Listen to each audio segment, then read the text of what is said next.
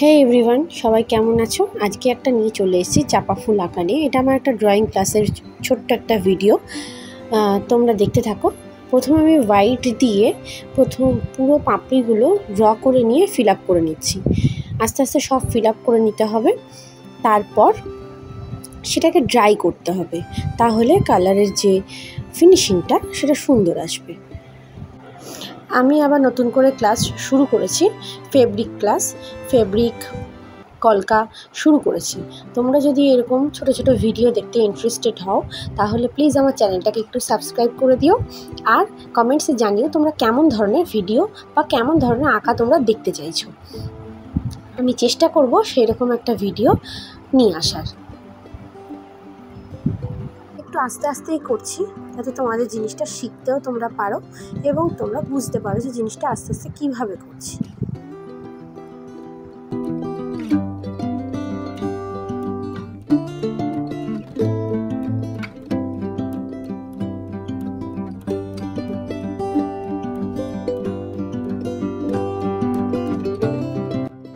দেখো, হোয়াইট কালারটা ড্রাই হয়ে যাওয়ার পর এর উপর আমি হলুদের দিয়ে দেবো বা ইয়েলোর একটা শেড ফেলবো। তো সেটার জন্য ওটা ড্রাই করে নেওয়ার পর অল্প একটু রং নিয়ে হলুদটাকে ভালো করে স্প্রেড করে দিতে হবে সুন্দর করে।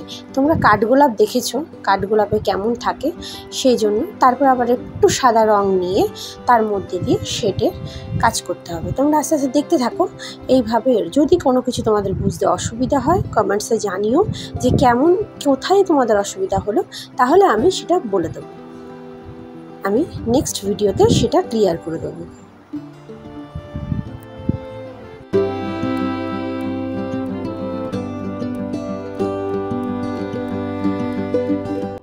হয়ে গেছে কাঠগোলাপের ওদিকের ভেতরটা। এবার আমি পাতাটা করছি।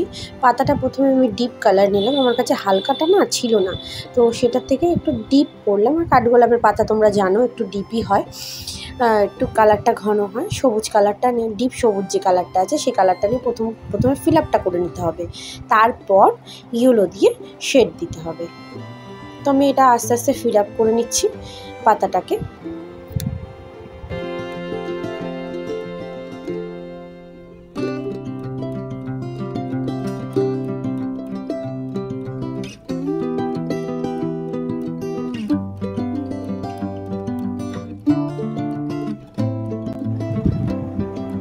এবার দেখো পাতাটা ফিল আপ করা হয়ে গেছে। এবার ওটা একটু ড্রাই হয়ে যাওয়ার পর একটু ইয়েলো দিয়ে এক পাশ থেকে শুরু করতে হবে। আর মনে রাখবে, রংটা যখন তোমরা করবে এক পাশ থেকে টানটা দেওয়ার চেষ্টা করবে, তাহলে যখন শুকিয়ে যাবে না তুলির টানটা, ফিনিশিংটা খুব সুন্দর দেখতে আসবে।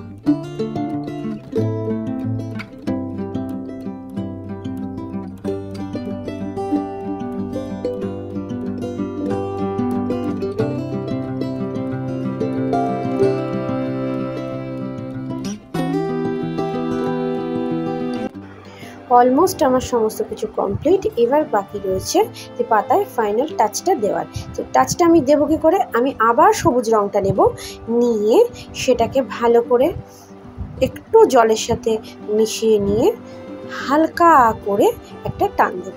এই দেখো, এই তো বন্ধুরা দেখো আমার ড্রয়িংটা প্রায় কমপ্লিট হয়ে গেছে।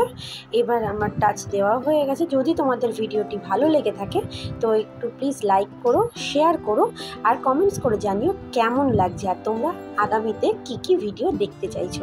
আজকের মতো টাটা।